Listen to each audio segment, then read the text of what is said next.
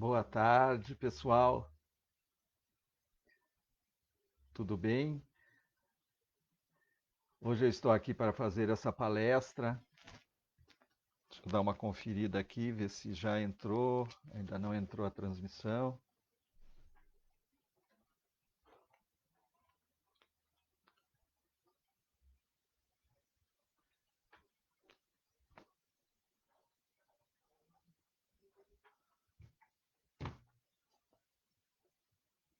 Boa tarde, já tem algumas pessoas aqui, né, na sala.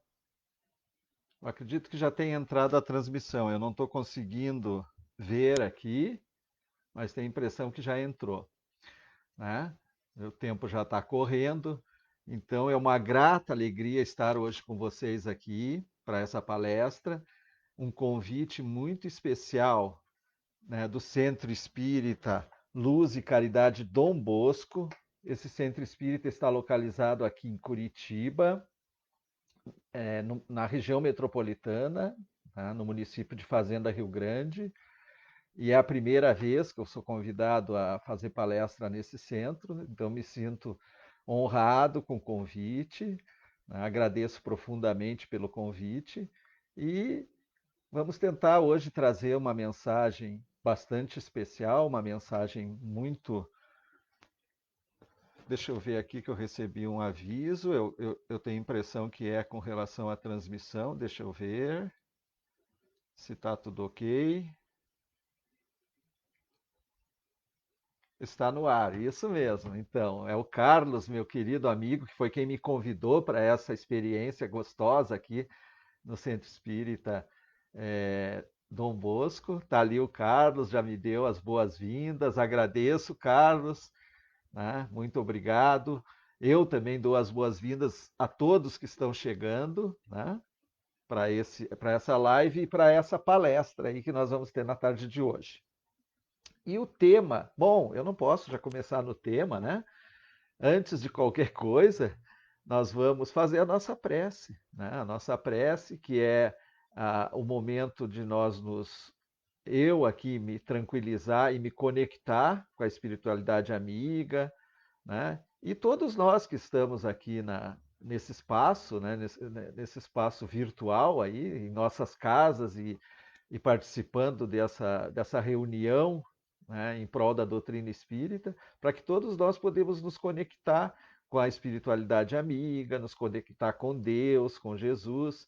Então a prece é sempre um momento muito especial. Quando nós estamos na casa espírita, nós fazemos a prece antes das nossas palestras, então temos que fazê-la sempre, né? Estejamos em casa, estejamos em qualquer local, e principalmente num momento como esse. Então, eu vou pedir para que todos nós que estamos aqui nesse espaço virtual, fechemos os nossos olhos, elevemos o nosso pensamento a Deus e a Jesus, no momento de grande gratidão. Gratidão pela nossa existência, gratidão por esta oportunidade, por estarmos aqui entre irmãos, de forma fraternal, trazendo as nossas energias, os conhecimentos que adquirimos e que nos são intuídos pelos mestres da espiritualidade amiga. Agradecer a Deus por nossa existência, por nossa vida, pela confiança que Ele deposita em nós a cada dia, quando nos permite despertar, quando nos permite levantar de nossa cama, quando nos permite um novo dia de muita luz.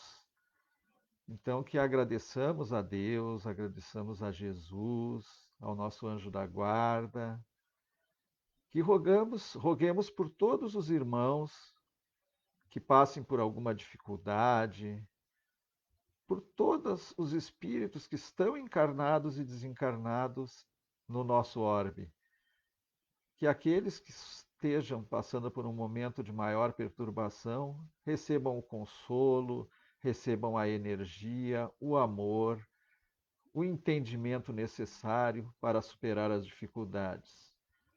Que essa energia que vem do alto, que vem de um plano espiritual, possa atingir cada local do nosso planeta, no nosso país, na nossa cidade, no nosso estado. Principalmente aqueles irmãos que, na atual encarnação, receberam a incumbência de zelar como governantes em cargos de alto escalão na nossa nação, que eles tenham sabedoria, que eles tenham tranquilidade para, nos momentos de maior dificuldade, conduzir de forma correta os destinos do nosso país.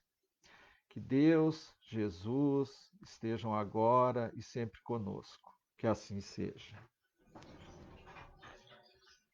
Agora sim, então, pessoal, agora a gente já fizemos a nossa prece, já estamos preparados, já vemos aqui que na live já tem vários irmãos que já estão participando, já estão entrando, né?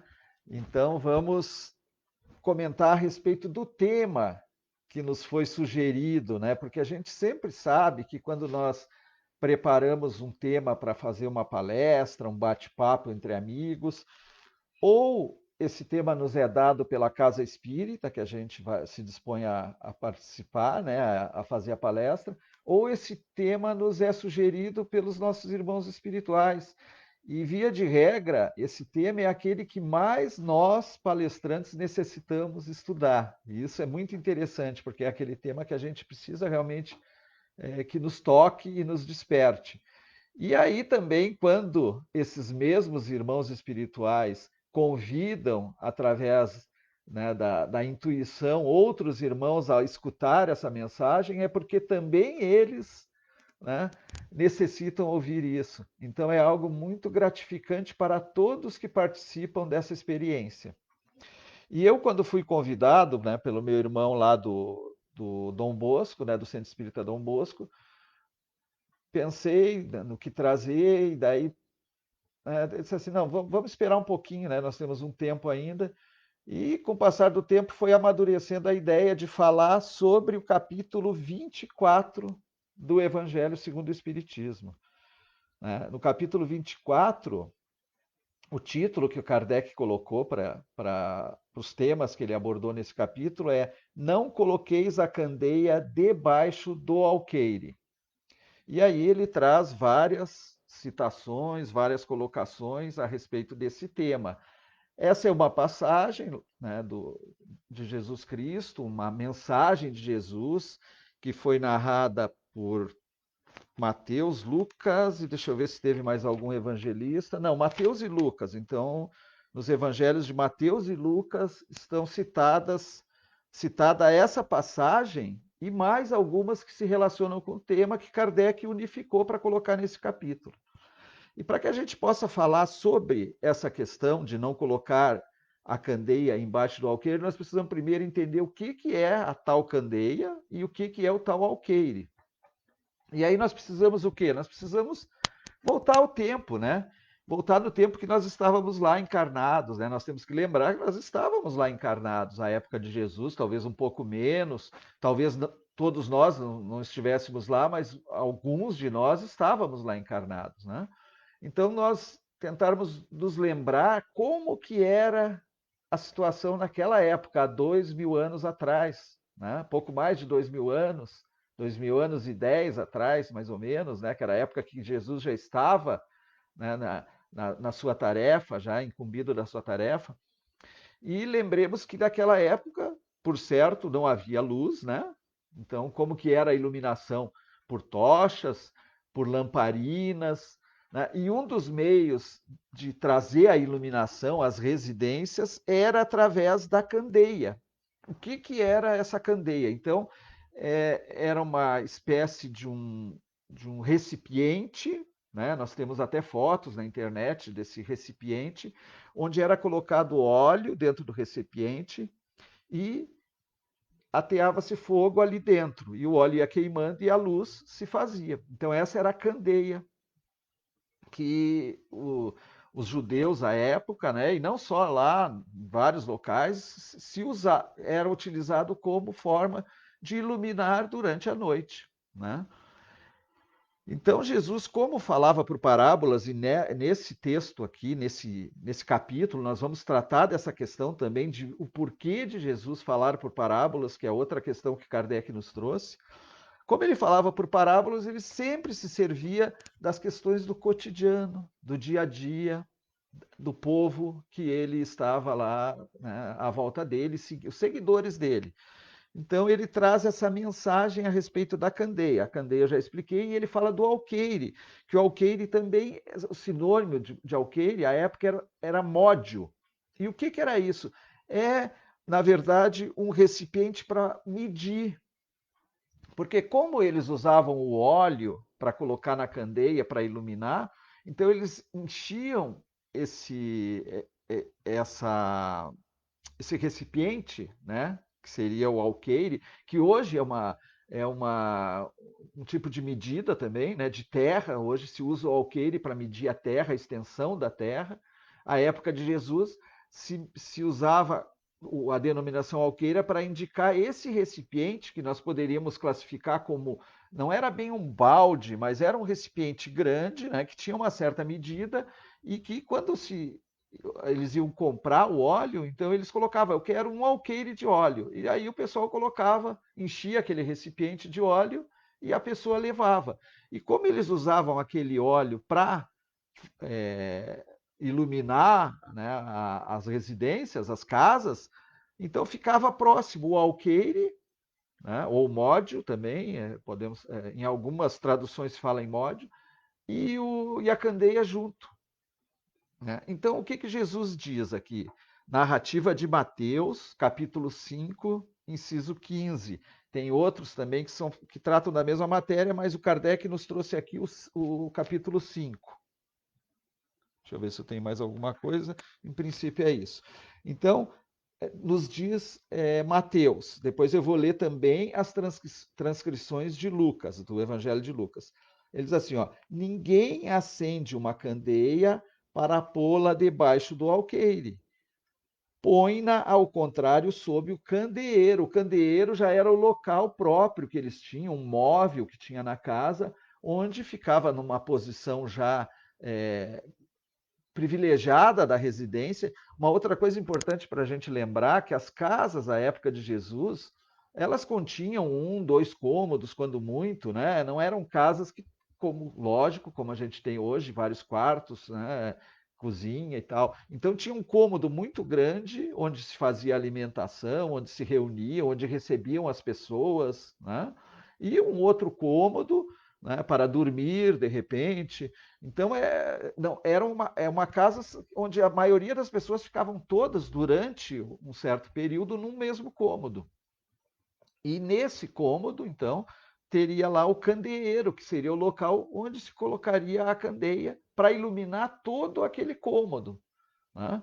Então, Jesus falando, né, e aqui Mateus narra, ele diz que ninguém vai colocar a candeia, né, debaixo do alqueire, sobre o alqueire, e sim no candeeiro, que é onde ela poderia iluminar a todos, a fim de que ilumine a todos os que estão na casa, porque a casa, então, seria uma peça única, basicamente. A maioria das casas era uma peça única, algumas teria mais de uma peça, mas em síntese, uma peça única. Então, todos que adentrassem aquela casa, mesmo pessoas que de repente viessem, quando entrassem na casa já seriam iluminadas. Né? Então, por isso ficar no candeeiro, nesse móvel. E principalmente também, se você coloca, vamos pensar na seguinte situação: o que acontece se eu acendo uma vela hoje? Hoje o comum seria acender uma vela, e eu vou e coloco um copo em cima da vela. Né? Imediatamente a vela se apaga, porque vou cortar o oxigênio dali. E da mesma forma, se você colocasse embaixo do alqueire, porque o alqueire seria um recipiente que iria abafar aquela claridade, aquela luz. Então, imediatamente ela apagaria. Portanto, Jesus, com essa mensagem, ele estava dizendo da importância da luz, né? De iluminar o ambiente. Né? Pelas metáforas usadas, né? Pelas alegorias usadas através dessa parábola, então, da importância da luz, né? Da luz no ambiente para clarear. E aí nós vamos entender aqui com as explicações de Kardec o que isso significava e principalmente o que isso significa para nós hoje, para nós cristãos, para nós espíritas. Continuando aqui. Mateus narra semelhante, né? Então, o que o Mateus diz? Ó, ninguém há que, depois de ter acendido uma candeia, a cubra com um vaso, ou a ponha debaixo da cama. Lucas ainda nos fala em colocar embaixo da cama. Põe-na sobre o candeeiro, a fim de que os que entrem vejam a luz. Pois nada há de secreto que não haja de ser descoberto. Lucas se aprofunda um pouco mais. Nem nada oculto que não haja de ser conhecido e de aparecer publicamente. Então, aí Lucas está demonstrando que os ensinamentos de Jesus se referiam a coisas muito além da iluminação, né? Lucas capta, né, e transmite aqui, no capítulo 8, versículos 16 e 17, a intenção de Jesus quando ele passou essa parábola, né? Porque ele está dizendo que ele está falando em termos de revelação, né? Ó, nada há de secreto que não haja de ser descoberto. Então, de revelação, de mensagem que será transmitida. Caminha por aí, Lucas. E aí, mais adiante, agora Mateus, deixa eu ver se é Mateus. Ah, não, Mateus que narra aqui na sequência, que está no Evangelho. Item 3. Aproximando-se, disseram os discípulos, porque eu comentei que nós falaríamos da parábola da candeia e do alqueire, e falaríamos também da questão de por que Jesus falava por parábolas. Então, os discípulos se aproximam dele quando ele está falando essa parábola e perguntam, né? Aproximando-se, disseram os discípulos, por que eles falam por parábolas? Por que Jesus usava tanto de parábolas para passar os ensinamentos dele? Queriam saber os apóstolos, né? Porque aqui ele estaria conversando.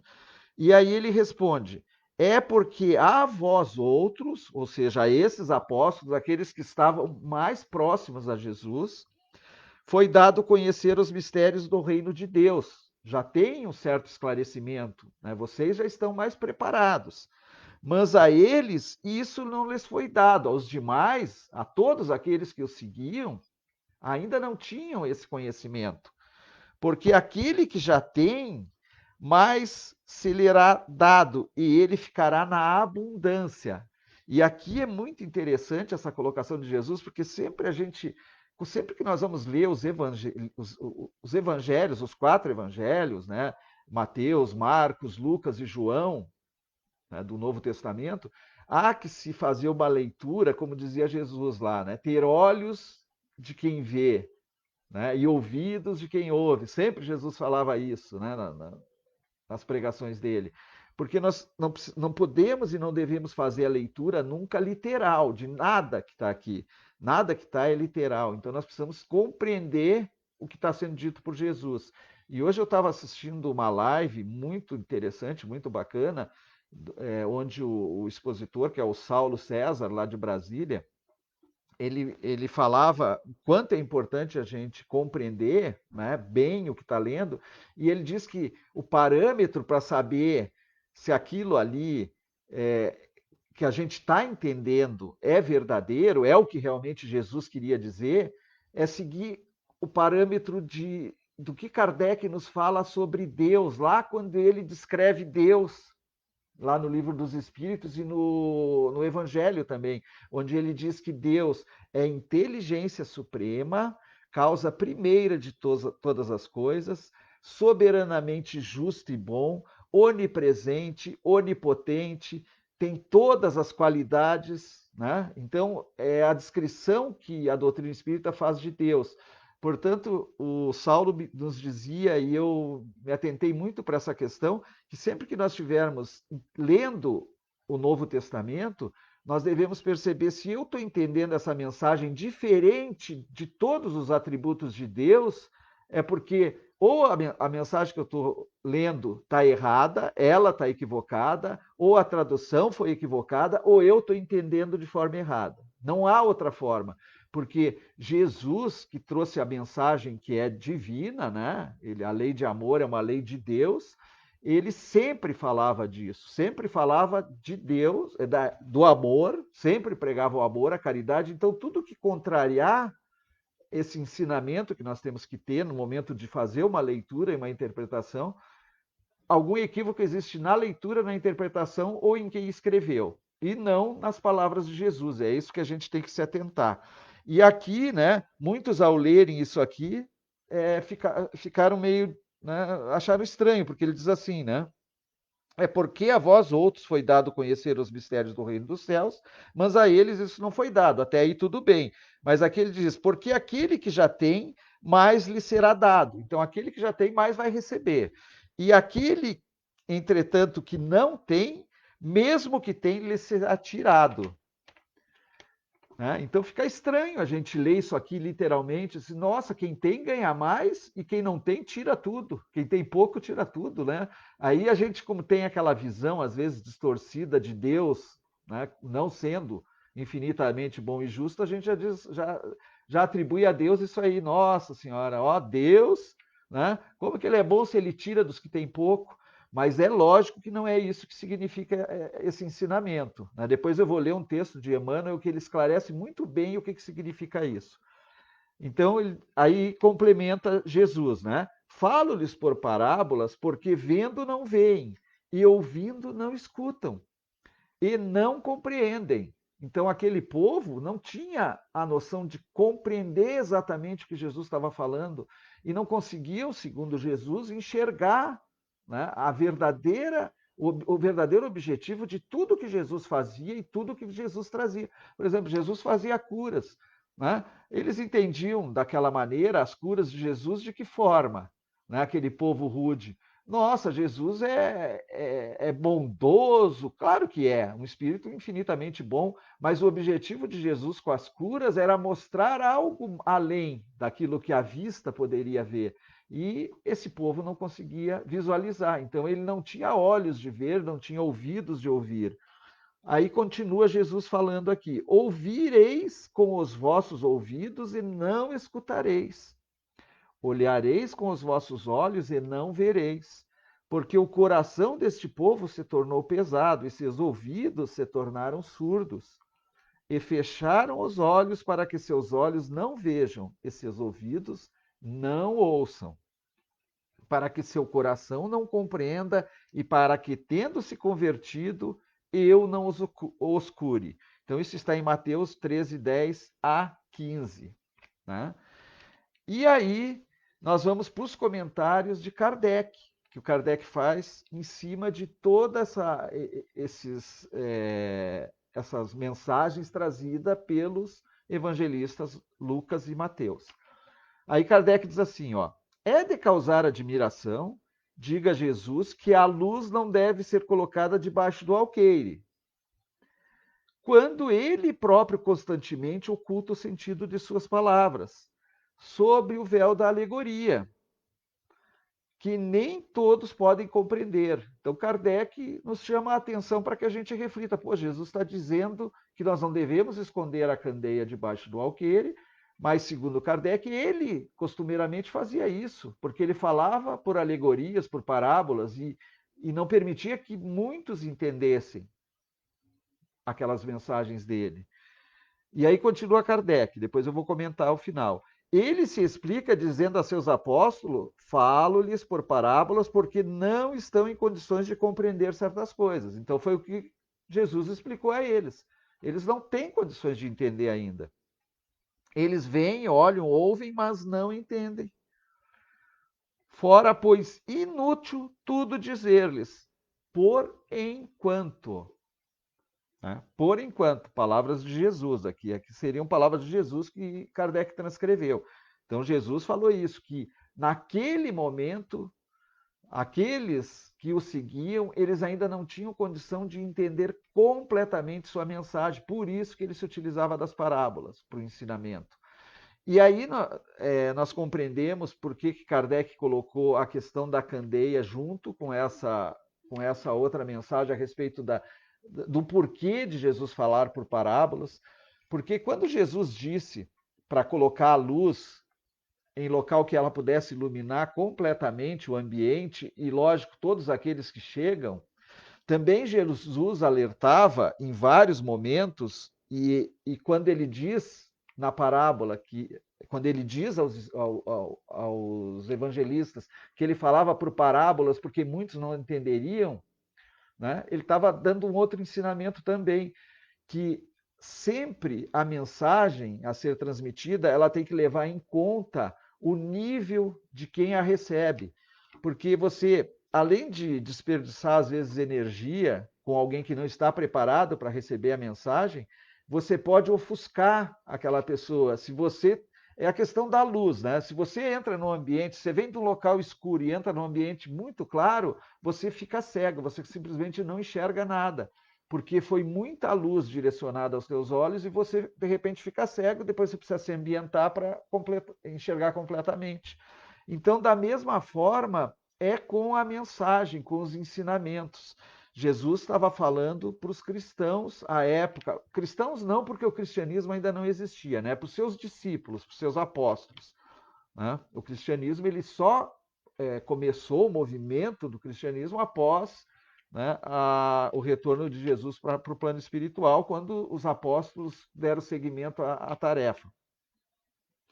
Então, Jesus se referia a eles porque eles não poderiam tentar mandar uma mensagem inapropriada, como ele também não mandava, porque não teria, além de não ter a compreensão, poderia assustar a muitos. Né? Então a gente sempre se situar nisso, e serve muito essa mensagem, o Kardec fala isso, para nós, cristãos, espíritas, né? Espíritas cristãos, porque nós temos que ter muito cuidado. Né? É a mesma situação da criança. Você imagina você pegar uma criança, né?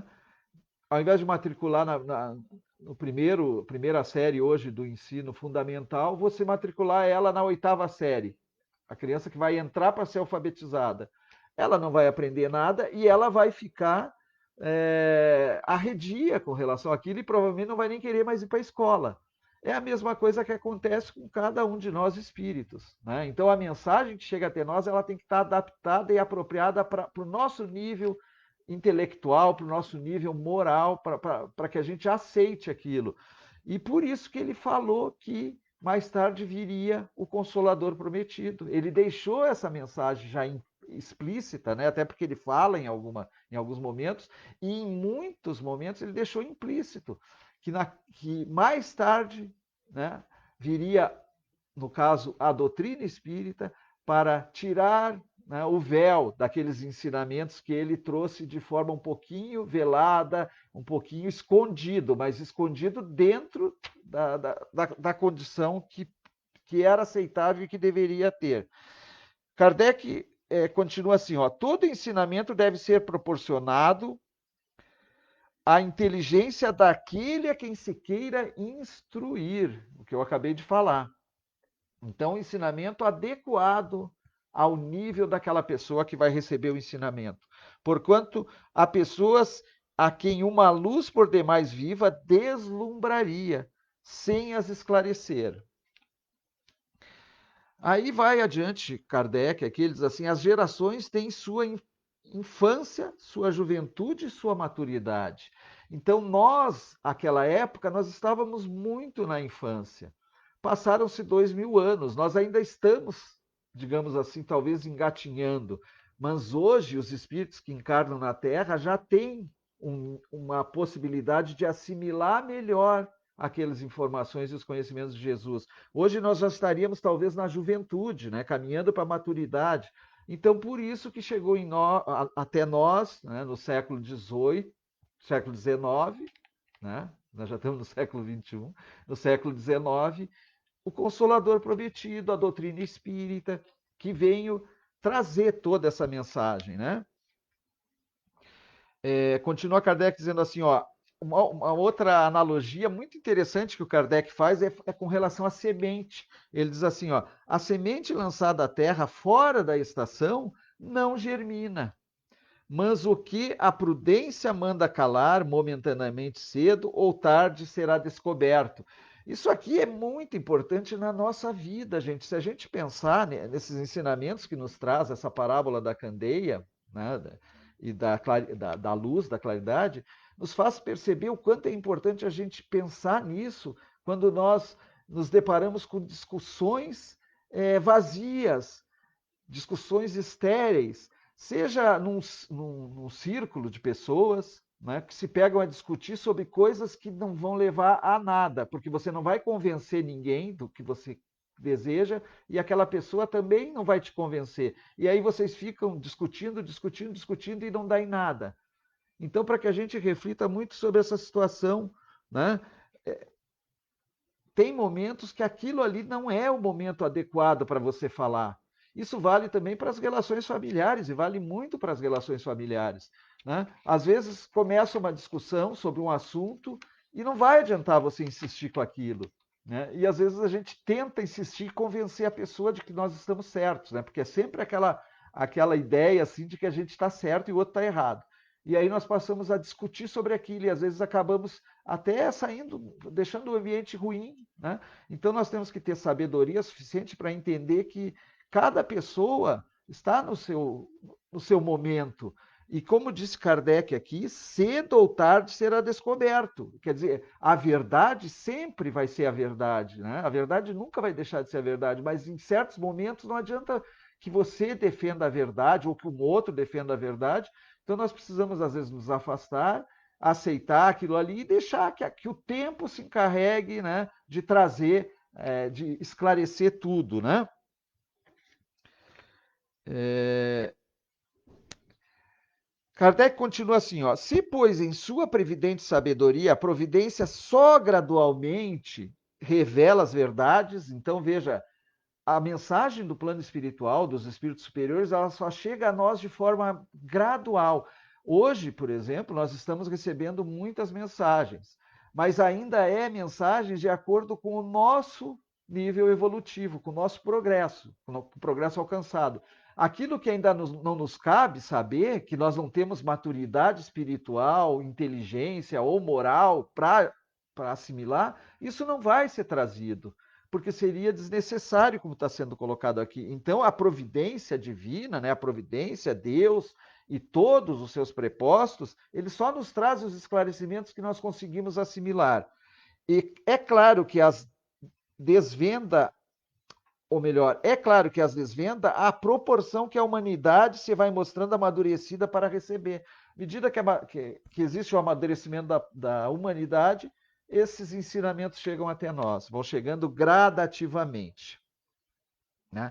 Eu falei aqui das discussões estéreis, e aí, quando eu estava aqui estudando e me preparando, me veio um caos, um caso que eu conto numa outra palestra que eu faço, mas tem muito a ver com isso, talvez alguns já tenham ouvido, que é do Esopo.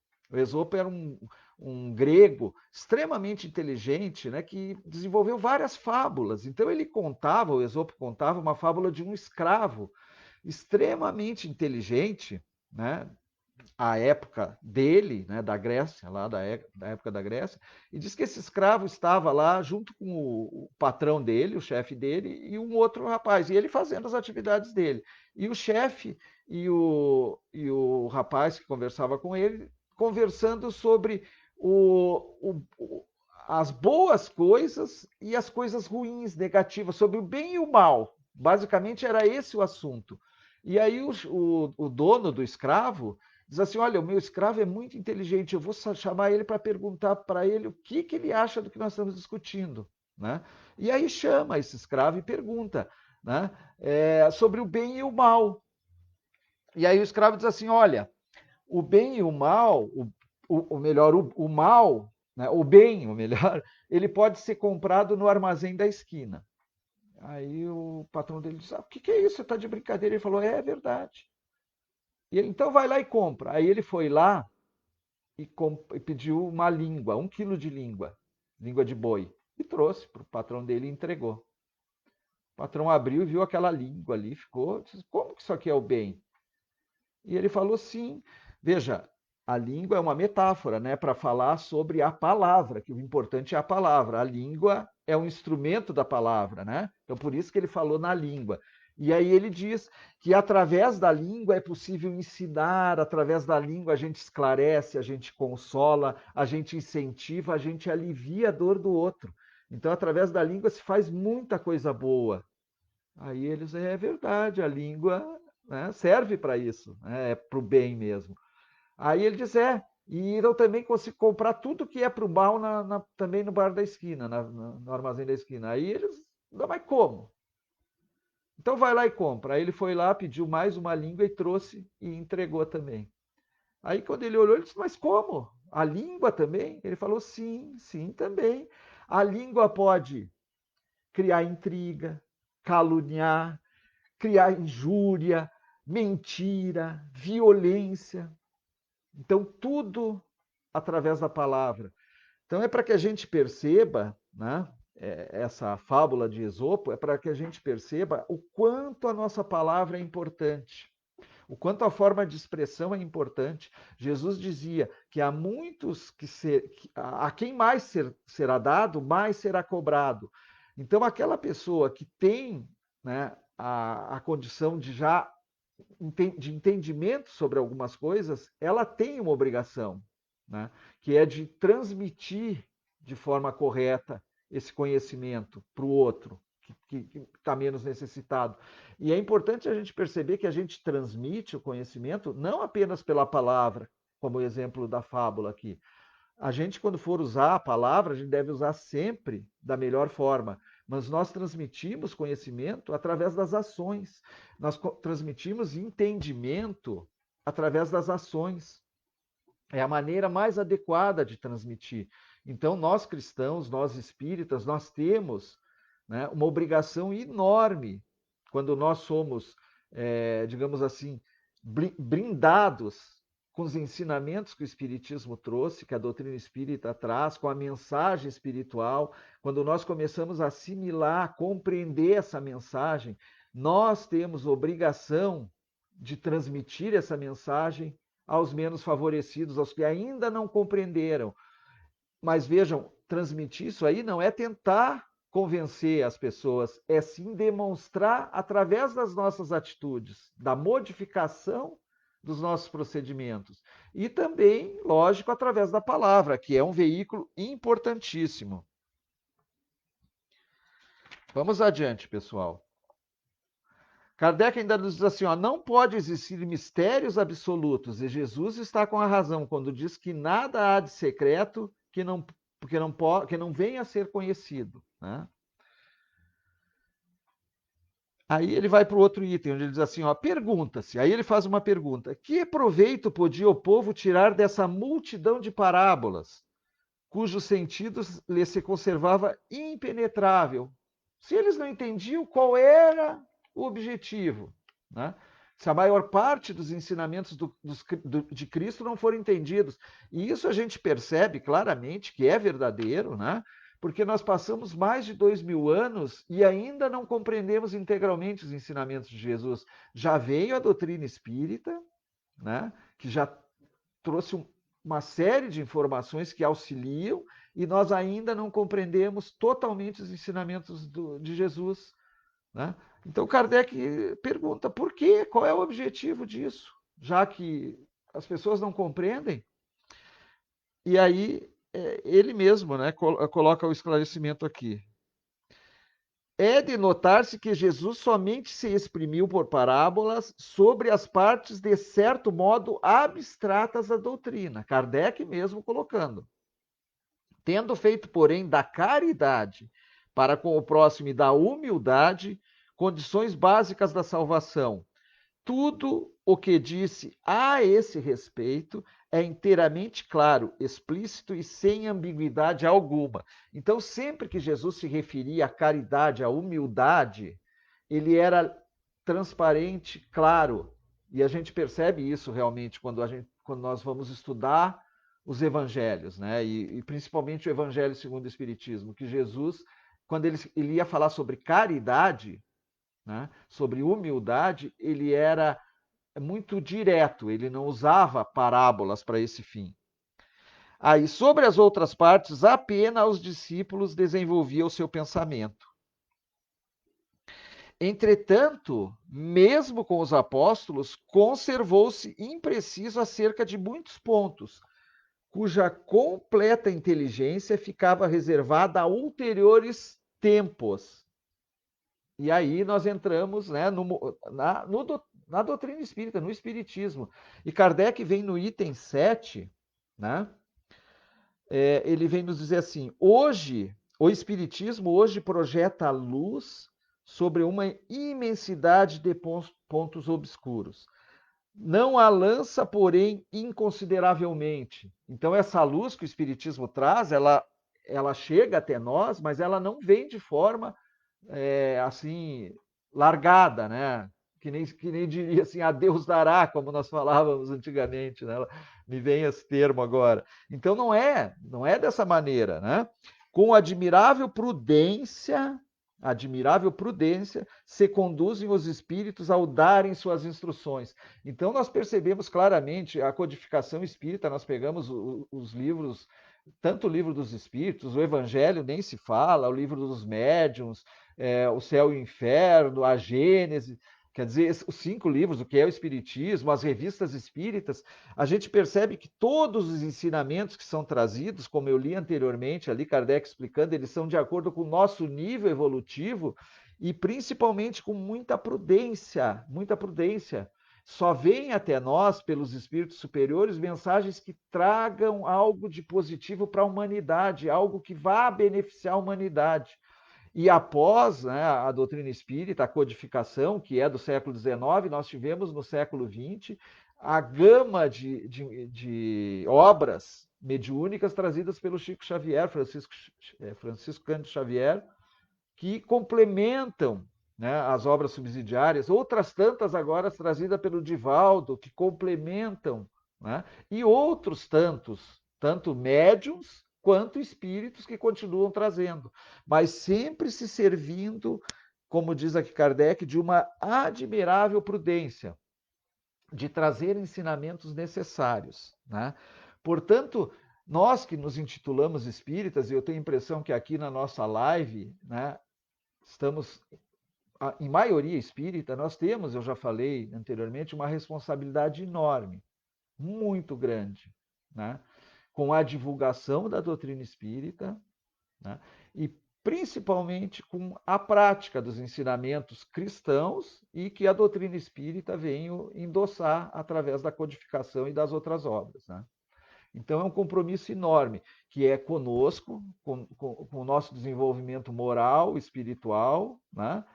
E transmitindo aquilo que nós já temos condições de transmitir e adquirir. E por que eu digo isso? Porque hoje, o momento que nós atravessamos no nosso planeta é um momento extremamente importante. É muito importante.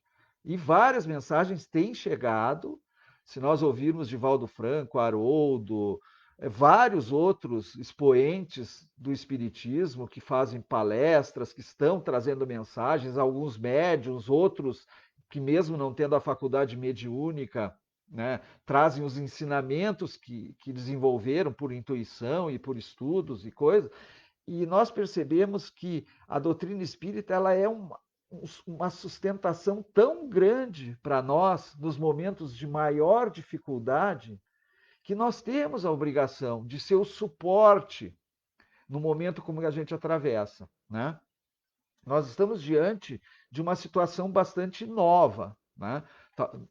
Muitos de nós já viveram em outras encarnações situações de pandemias, né? Talvez nós já tivéssemos encarnado lá na época da febre espanhola, da peste negra. Então, alguns de nós talvez já tenhamos essa experiência, outros poderiam não estar encarnados à época, podem não ter tido essa experiência.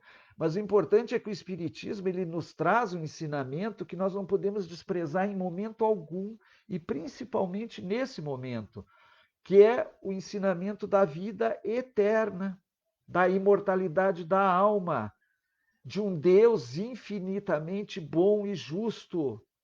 Esses ensinamentos, entre outros, nos permitem entender que esse momento que nós estamos atravessando, primeiro, ele é extremamente necessário para toda a humanidade. Né? E segundo, ele não vai acabar com nada. Então, a sustentação para aqueles que ainda se permite o desespero tem que ser as pessoas que acreditam nisso, que acreditam na imortalidade da alma, que acreditam na reencarnação, que acreditam num Deus bom, justo, né? Porque nós precisamos assumir essa responsabilidade e esse compromisso que não foi agora, porque se nós decidimos ser espíritas, né, é porque nós assumimos compromissos lá no plano espiritual, lá antes de encarnar, com toda certeza. Né? E é possível que nós tenhamos assumido compromisso com esse momento, né, de consolar. A doutrina espírita, nós ouvimos e sabemos que ela é consoladora. Nós espíritas, nós não podemos entrar, ou melhor, poder até podemos, mas nós não devemos entrar em desespero com as situações que acontecem na nossa vida. Porque nós sabemos que essas situações são necessárias para cada um de nós, são aprendizado para cada um de nós. Que Deus não permitiria, em hipótese alguma, que fosse acontecer alguma coisa que não fosse para o meu aprendizado, que não fosse uma necessidade. Imagina se Deus deixaria, quando nós falamos de Deus infinitamente bom e justo, imagina se Deus deixaria pessoas desencarnarem de forma injusta por conta do vírus. Não condiz com a bondade e com a justiça divina. Portanto, esse pressuposto que Kardec nos ensinou de Deus, que faz parte de Deus, não combina. E aí cai naquilo que eu falei, que o Saulo César estava contando, que quando aconteceu alguma coisa e nós associarmos que é Deus, e não for algo para o bem e para o bom, é porque não é Deus. Portanto, toda a situação que nós atravessamos no momento, ela é importante, ela é necessária, nós precisamos manter a calma, nós precisamos manter a razão. Quando nós fugirmos um pouquinho da razão, porque também é natural que isso aconteça, né? Então, em certos momentos, quando bater aquele desespero, de repente bateu o desespero, eu tenho que me recolher para o meu cantinho e dizer assim, peraí, gente, eu sou espírita? Sou. O que que fala a doutrina espírita sobre a imortalidade da alma? O que que fala a doutrina espírita sobre a reencarnação? O que que ela fala sobre Deus? O que que ela fala sobre a lei de causas e efeitos? Ah, peraí, eu tenho fé que isso é verdade? Tenho, afinal eu sou espírita. Então eu não posso me desesperar. Aí eu me acalmo, né? E eu tenho que ser o sustentáculo para aqueles que entram em desespero. Então eu tenho que ter uma visão sempre otimista e de consolação, que tudo vai passar, principalmente nesse momento que nós passamos. Eu não vou, com certeza, conseguir chegar até o final desse capítulo, né? Nós tratamos só da parte inicial do capítulo, mas que ele é tão rico, né? Ele é tão rico, e de repente a gente se empolga aqui, começa a conversar e acaba não conseguindo. Então nós não vamos ir até o final, mas também nosso objetivo não é trazer uma quantidade de conteúdos que nós não possamos assimilar, que nós não possamos compreender. O mais importante é trazer pouco e que a gente compreenda, que a gente reflita, que a gente, depois de acabar a nossa live, que nós saiamos assim, nossa, que bacana, deixa eu pegar lá o evangelho e ler aquele trechinho lá que o Edson falou, só para eu ver se eu entendo assim como ele disse mesmo, se é assim, né? E fazer uma pesquisa, imagina que bacana. Eu vou trazer para nós aqui, gente, rapidamente, eu disse que ia trazer aquela mensagem do Emmanuel, quando lá o Mateus fala que, né, a muito será dado, como é que é? Não, peraí, deixa eu ver. Foi dado conhecer os mistérios do reino dos céus, mas a eles isso não lhes foi dado, porque aquele que já tem, mais lhe será dado, e será dado em abundância, e aquele que tem pouco, tudo será tirado. Então, eu vou trazer uma mensagem do Emmanuel, onde ele explica muito bem o que significa isso. Aquele que já tem, mais vai receber, e aquele que tem pouco será tirado. Né? É uma mensagem que ele nos trouxe no Reformador de 1960, e está na obra compilada pelo Saulo, né? No Evangelho de Mateus, Evangelho segundo Mateus, por Emmanuel. tá? E vejam que linda essa mensagem que, para mim, deixou bem claro o que significa essas palavras de Jesus. Ó. Por que Jesus disse que quanto mais se tem, mais se receberá? Porque quanto mais você tem, você doa. Esse é o princípio inicial. Você tem que doar, não é ter para acumular e para ficar. Né? Até porque nós estamos falando de questões morais, de virtudes e coisas do gênero. Então, Emmanuel nos diz assim: ó, a quem mais ama, amor mais amplo. Então, quem mais ama, mais recebe amor. Né? E isso a gente sabe que é verdade. A quem mais despreza, mais se evita. Também é uma verdade absoluta. Aquela pessoa que despreza a todos, ela é evitada por todos. A quem serve, mais auxílio recebe. Se você é alguém que está servindo os outros, quando você precisar, você vai ter alguém para te servir, não tenha dúvida. É isso que o Emmanuel nos diz. A quem desajuda, embaraço maior. Aquele que cria dificuldade em tudo, ele vai ter muito embaraço durante a vida. A quem aprende, firme lição para ele. A quem foge ao ensino, quem se esquiva do ensino, experiência mais dura, mais vai sofrer. Isso é evidente. Quanto mais eu me afastar do aprendizado, quanto menos esforço eu tiver para as conquistas espirituais, para as conquistas morais, para as conquistas da alma, mais problema e dificuldade eu vou ter. A quem trabalha, grande influência. A quem busca a preguiça, tédio maior. Quanto mais eu sou preguiçoso, mais eu fico entediado e mais preguiça eu sinto. Isso aí é evidente. Se eu quiser ficar deitado numa rede o dia inteiro, eu vou estar sempre com preguiça, né? A quem ampara, vasto socorro, nunca vai faltar socorro. A quem prejudica, grande aflição. Se você prejudica o outro, faz o mal para o outro, você vai ter muita aflição na vida, né? A quem perdoa, desculpa extensa, ele sempre será perdoado, né?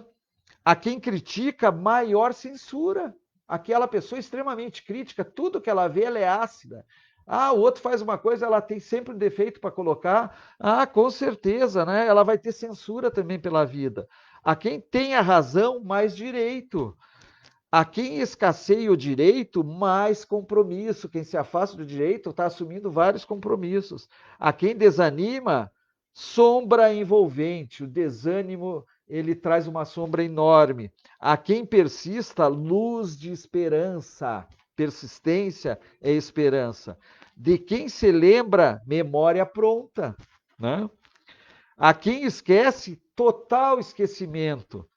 A quem adoça, mel na passagem. Tem cada frase do Emmanuel. A quem amarga, fel no caminho. Quem planta, recolhe segundo a sementeira. Recebemos, por isso, em maior porção daquilo que mais dermos. Então, quanto mais nós dermos, mais nós recebemos. É isso que Jesus estava falando. Emmanuel diz assim, ó, eis porque nos disse o Senhor, a quem mais tem, mais se lhe dará. Porque quanto mais eu dou, mais eu recebo. Só que eu tenho que ter muito cuidado com o que eu estou doando. Porque se eu sou alguém extremamente negativo, pessimista, né, acho que tudo vai dar errado, que tudo vai ser ruim, eu vou receber isso também de volta. Tudo que eu dou, eu recebo de volta.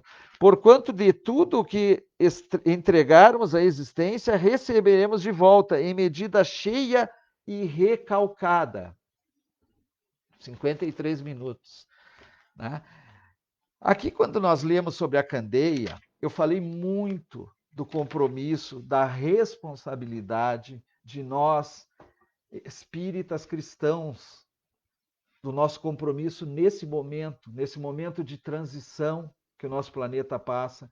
Por quê? Porque nós temos a luz, né, que nem Jesus falou aqui, né, da luz, a luz da doutrina espírita. Nós temos esse esclarecimento que chega até nós, então nós temos a obrigação de transmitir ele e de utilizar ele de forma a consolar as pessoas que mais sofrem, mais sentem dor.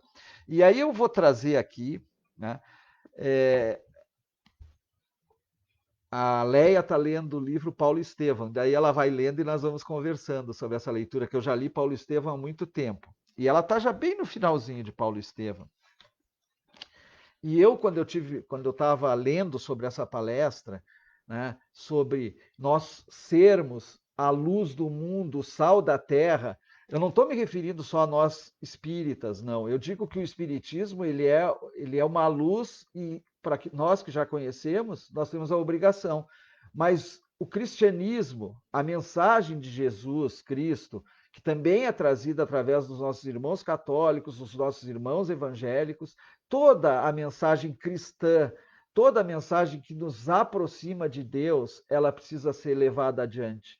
E aí me vem à mente, né, até conversando com a minha esposa, Paulo de Tarso, né, que talvez seja assim dos divulgadores do cristianismo não, porque na época dele não existia, né? Então, da mensagem do Cristo, o maior expoente, né? Porque ele foi incumbido de levar essa mensagem para os pagãos, né? Para os gentios, né? Os outros apóstolos, o Paulo de Tarso, ele não foi entre os 12 apóstolos, ele foi o apóstolo depois da morte de Jesus, do desencarne de Jesus, né? Não da morte, depois que Jesus voltou para o plano espiritual.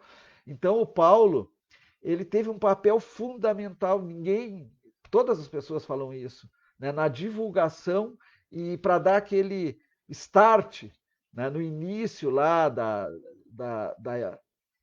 dos ensinamentos que Jesus nos trouxe. E ele narra aqui, gente, para que a gente reflita, ele faz uma narrativa já no final do livro dele sobre o trabalho dele. E aí eu destaquei e eu vou ler aqui, porque eu achei de uma beleza impressionante o que ele conta da vida dele. É um desabafo que ele faz com João, no momento que ele está junto com João conversando, e o Emmanuel nos traz isso de uma forma riquíssima aqui no Paulo e Estevão. Então eles vêm conversando lá e num certo momento Paulo começa a dizer assim, ó: "Nasci para uma luta sem tréguas, que deverá prevalecer até o fim dos meus dias. Antes de encontrar as luzes do evangelho, errei criminosamente." Olha o entendimento que Paulo tinha aqui nesse momento, dos erros que ele tinha cometido. Embora com o sincero desejo de servir a Deus, porque ele na mente dele ele estava servindo a Deus, porque ele defendia a lei mosaica, fracassei muito cedo na esperança de um lar. Tornei-me odiado de todos, até que o Senhor se compadecesse de minha situação miserável, chamando-me às portas de Damasco, quando ele teve um encontro com Jesus. Então estabeleceu-se um abismo entre minha alma e o passado. Imagine os problemas que ele enfrentou naquele instante, né? De perseguidores de cristãos a defensores e divulgadores dos ensinamentos do Cristo. Abandonado pelos amigos da infância, porque nesse momento ele foi abandonado por todos. Tive de procurar o deserto e recomeçar a vida. Na tribuna do Sinédrio, né, ele fez muitos discursos na tribuna do Sinédrio, regressei ao tear. Então, ele voltou para a profissão que ele tinha no início, que os familiares tinham, que era de tecelão. Imagina sair lá do senhor, né, do Sinédrio lá, super respeitado por todos, que todos se juntavam para ouvir, né, os ensinamentos de Moisés, para de repente ser expulso, ser corrido em Jerusalém e voltar para fazer lá a tecelagem para sobreviver, para poder comer, né? Pesado e rústico. Regressei ao tear pesado e rústico. Quando voltei a Jerusalém, o judaísmo considerou-me doente e mentiroso. Em Tarso, experimentei o abandono dos parentes mais caros. Até os familiares abandonaram ele. Em seguida, recomecei em Antioquia, a tarefa que me conduzia ao serviço de Deus. Desde então, trabalhei sem descanso. A partir daí, ele trabalhou de forma muito grande, né, nos trabalhos, nas viagens, nas cartas, porque muitos séculos de serviço não dariam para pagar quanto devo ao cristianismo. E saí às pregações. Peregrinei por diversas cidades. visitei centenas de aldeias, mas de nenhum lugar me retirei sem luta áspera.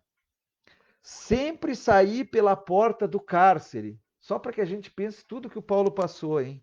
Pelo apedrejamento, ele foi apedrejado em muitas cidades, pelo golpe dos açoites. Nas viagens do mar, já experimentei o naufrágio mais de uma vez, nem mesmo no bojo estreito de uma embarcação tenho podido evitar a luta. Mas Jesus, e aí eu achei a coisa mais linda, me tem ensinado a sabedoria da paz interior, em perfeita comunhão ao seu amor. Então aqui ele já falava depois de muito tempo com Paulo, com João, né?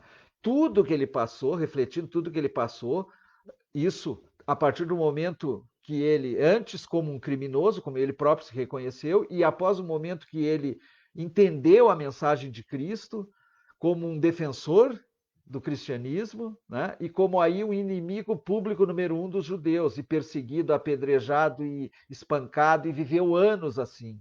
E jamais desistiu, mas por quê? Porque ele tinha Jesus dentro dele, né? Que nem ele falou na última frase aqui, né?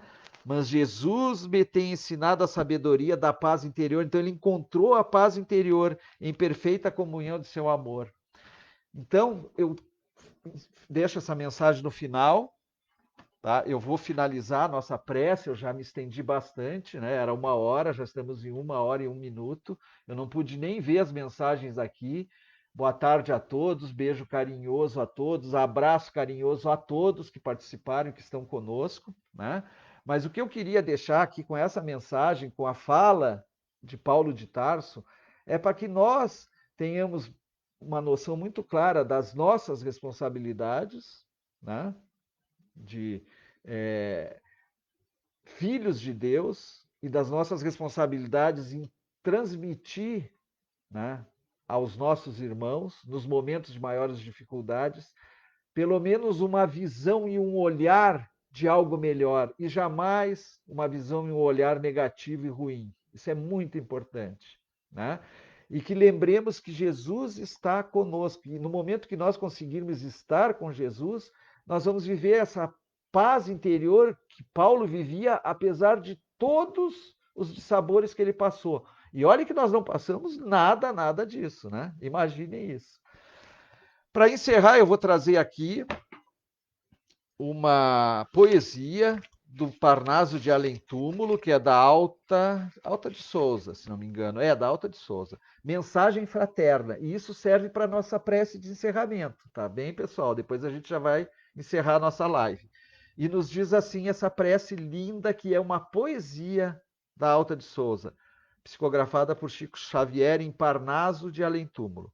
Meu irmão, tuas preces mais singelas são ouvidas no espaço ilimitado. Mas sei que às vezes choras, consternado, ao silêncio da força que interpelas. Volve ao teu templo interno abandonado, a mais alta de todas as capelas, e as respostas mais lúcidas e belas hão de trazer-te alegre e deslumbrado. Ouve o teu coração em cada prece. Deus responde em ti mesmo e te esclarece, com a força eterna da consolação. Compreenderás a dor que te domina, sob a linguagem pura e peregrina da voz de Deus em luz de redenção. Muito obrigado pela presença, que fiquemos todos em paz, que tenhamos um domingo iluminado de muita paz, de muito amor, tenhamos uma semana de muita, muita luz. Muito obrigado, obrigado ao Dom Bosco, a essa casa que eu estou conhecendo, tá certo? Obrigado ao Carlos que fez o convite e que fiquemos todos em paz e com Jesus e Deus no nosso coração. Beijo e tchau, gente.